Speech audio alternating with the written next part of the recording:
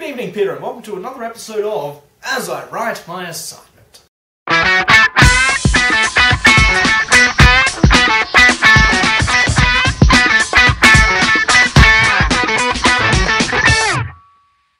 I'd like to begin tonight in the immortal words of Dave Hughes.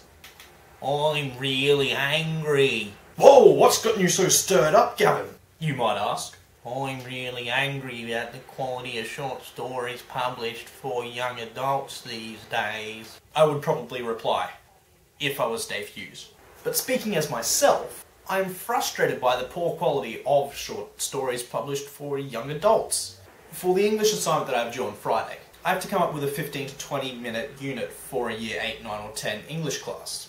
And I have decided to do mine on writing short stories, because that's something I enjoy, that's something I have a bit of knowledge about, and it was something that I had hoped wouldn't take me as long as it has. I spent a reasonable portion of today in the QT library reading short stories. And so far, all of the short stories I have read from this book have been terrible.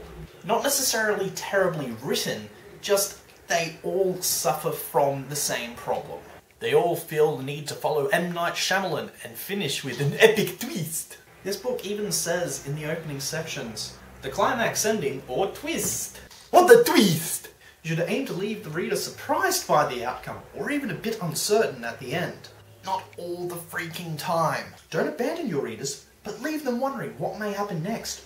Or leave them gasping in amazement at the unexpected ending. What the twist? A twist is often a case of mistaken identity, especially in a whodunit or crime story. In Edgar Allan Poe's famous story, The Murders in the Rue Morgue, the culprits turn out not to be human. Some of the stories in our stack follow this formula. A lot of them follow this formula. In others, you will find the impression you have formed about a character or event is false. No, really. Please, tell me again. Are the aliens human? The author has been leading you down the wrong path. That rascal. Of course, some stories will end more predictably and still be effective. Please, give me more of those. No less than 3 of the short stories I read today ended with the aliens or the monsters or the creatures in the zoo turning out to be humans.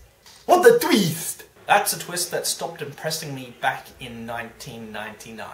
2 of the stories I read finished with one of the characters turning out to be dead. What the twist? Actually, 3 of the stories I read today finished with one of the characters turning out to be already dead. I just want people to get over the twist ending. Not all short stories have to end in a way that the audience would never expect in a million years. I'm thinking of including some of these professionally published short stories in my unit plan as an example of what I do not want to see the students writing. Yes, it's a unit aimed at Year 10 students, but as we've already discussed in this vlog, being written for children is no excuse for poor writing. I mean, there is still a place for the twist ending, but please, not every story has to have the twist. That's all from me. Hopefully you get internet again soon, because I am kind of missing your high quality Peter-centered videos. Alright, I'm off. I'm thinking of including some of these professionally published short stories in my lesson. What the twist?